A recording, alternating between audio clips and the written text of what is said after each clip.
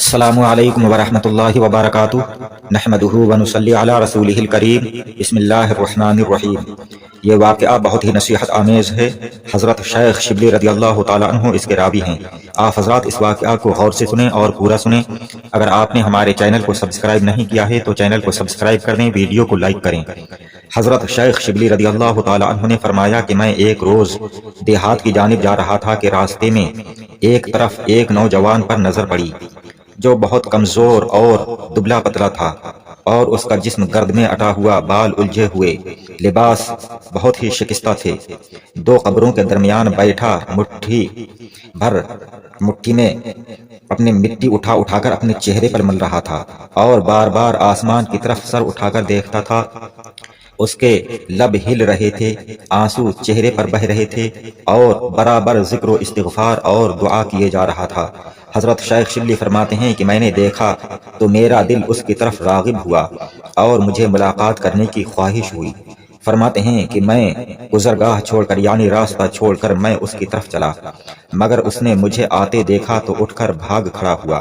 حضرت فرماتے ہیں کہ میں نے بھی سبقت کی یعنی میں بھی اس کے پیچھے چلا کہ شاید اسے پالوں، اور میں اس کے پیچھے دوڑا۔ حضرت شیخ شبلی فرماتے ہیں کہ اے اللہ کے دوست، مجھ پر مہربانی کرو۔ اس پر اس نوجوان نے کہا کہ واللہ ایسا ہرگز نہیں ہو سکتا، یعنی میں نہیں رکوں گا، میں تمہاری بات نہیں کروں گا، تم سے بات نہیں کروں گا۔ حضرت شیخ شبلی نے فرمایا کہ تمہیں اللہ کا واسطہ ٹھہر جاؤ۔ حضرت فرماتے ہیں کہ اس نوجوان نے انگلی کا اشارہ کرتے ہوئے کہا کہ میں نہیں رکوں گا، اور کہا اللہ۔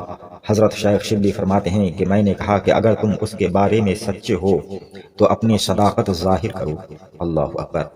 حضرت فرماتے ہیں کہ یہ سن کر نوجوان نے با آواز درد یعنی درد بھری آواز میں اللہ اللہ اللہ کہا اور گر کر بے ہوش ہو گیا۔ شیخ شبلی رحمۃ اللہ تعالی علیہ فرماتے ہیں کہ میں نے اسے جا کر ہلایا تو میں نے دیکھا کہ اس کا انتقال ہو چکا ہے۔ اللہ اکبر، انا للہ و انا الیہ راجعون۔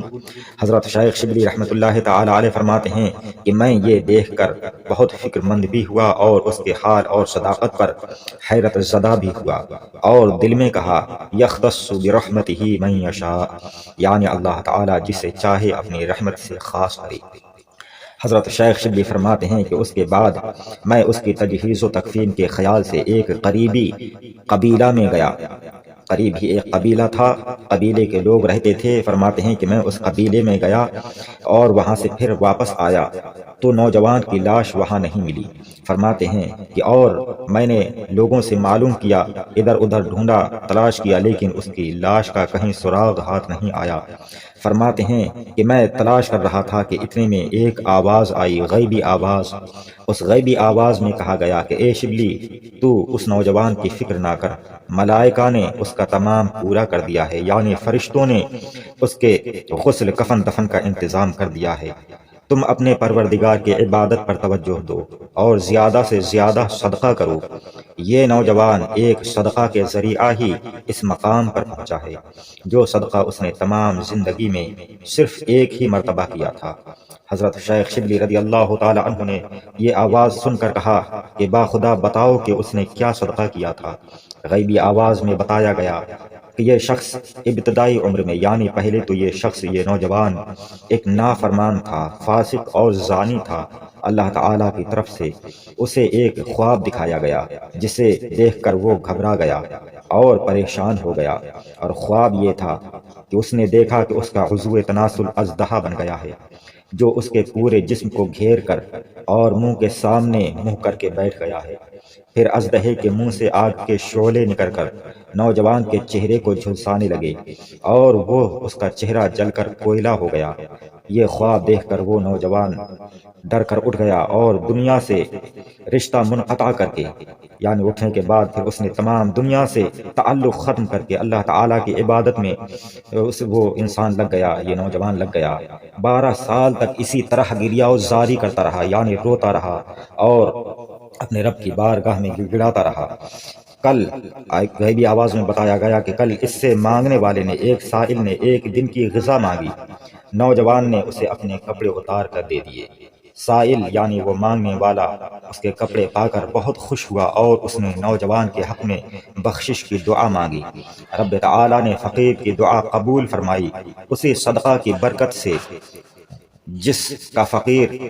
جس صدقہ سے اس فقیر کا دل خوش ہو گیا تھا، حدیث شریف میں ہے کہ اس وقت سائل کی دعا کو بہت غنیمت جانو جب صدقہ سے اس کا دل خوش ہو گیا ہو۔ یہ رمضان المبارک کا مہینہ ہے، اس ماہ مبارک میں آپ زیادہ سے زیادہ صدقہ و خیرات کریں، اللہ کی راہ میں خرچ کریں، اور اللہ تعالی اس کا آپ کو بہت بڑا اجر ثواب عطا فرمائے گا، اور آخرت میں یہ آپ کے لیے ذریعہ نجات بنے گا۔